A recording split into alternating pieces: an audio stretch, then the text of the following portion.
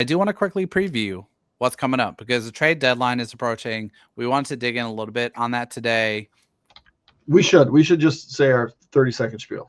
Okay, let's do it then. I'm just going to preview, though, before you do that. Our intention as a podcast is to cover any major trades the Twins make with a really heavy lens on prospects in the farm system. That's always been one of the things we've wanted to do. We've only gotten to do it once. Jorge Polanco trade in like January 2024. And so if the Twins make a big trade, we will hop on here in some configuration, talk about it, dig into it, especially touch on the prospect lens. And I think after the trade deadline, we will revisit this exercise and go 1 through 20 again.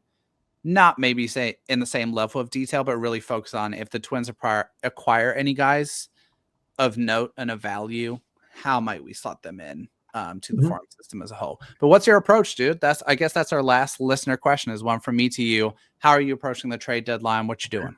So usually I'm pretty hesitant to be like full on sell. Mm-hmm. And this year I would take that approach, and I would have pretty much anybody available. Now, with the exceptions of you'd be selling really low on Bailey Ober. I'm keeping him, right? Lopez is hurt. That would be tough to pull. I'm keeping him. My younger pitchers, Zebby, Festa, Sim, I'll keep those guys. I will listen on Ryan. And what's the bar that needs to be cleared to deal him? I mean, I would say it's so high. The return has to be better than Berrios's was, for sure. And that was 2, and that was what they have, a year and a half of control. Mm-hmm. I'm looking for someone that would help in the majors right now. Younger, a team's top prospect, and another probably top 3 or 4 prospect, depending on the team. I wouldn't give him away. I don't think his value changes a lot between now and the winter. Mm-hmm. And so you could get a haul for him when everybody's going to buy it at the winter meetings. Paddock, he's going to go. And I like Chris Paddock. And if Chris Paddock wanted to return to the Twins on a whatever deal next year, I would certainly not hang up the phone, because I do like Chris Paddock. The bullpen, I would literally trade anybody, and for Duran or Jax, it would have to be a ton. I think what Nightingale say today, they're looking at 2 top 100 prospects, and I'm looking at the Dodgers list, and I'm like, well, I would consider Dalton Rushing a top 100 prospect. For sure, he counts. And if you want to give me Jackson Ferris, or you want to give me Zaire Hope, okay, or you want to give me, but that would be my ask, because DePaula I think is probably better than Hope, but I would take for either of those guys, I would take Rushing and Ferris, and I would be like, that's probably good.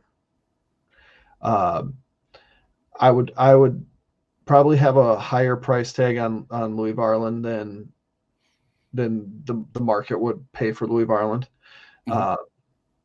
Coulomb can go, but I would re-sign Coulomb next year if he wanted to come back.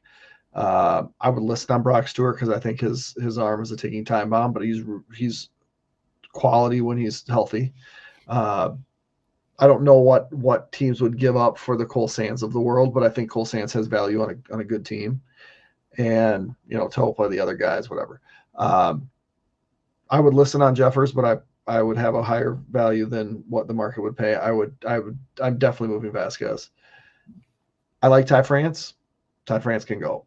I would listen on Clemens because I think this is an aberration. Keishel's my second baseman. Castro, I like the guy. I'm trading Castro. I would keep Lewis. I would keep Lee. I'm keeping Correa. I would listen on either of Larnach or Wallner, just to see, because they're and Buxton's my center fielder, and Bader's got to go because someone will trade for Bader. It's going to be the Brian Dozier deadline all over again. Everybody's. I just have to say I love how we said 30-second sell off, and then Jeremy goes through the entire roster of who we keep in, who's going. That was my 30 seconds.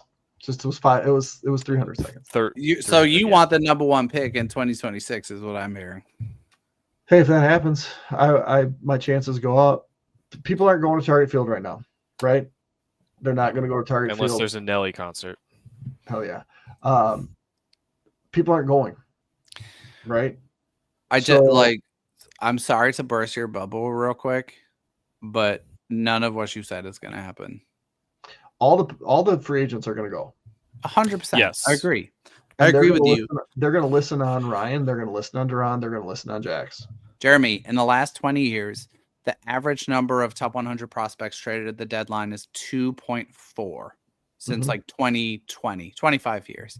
Now, obviously, there's like fluctuations there, but the math just ain't math. And if the Twins are asking for 2 top 100 guys, I think by BA's list, there were 0 top 100 prospects traded last year. Obviously, a down year for that.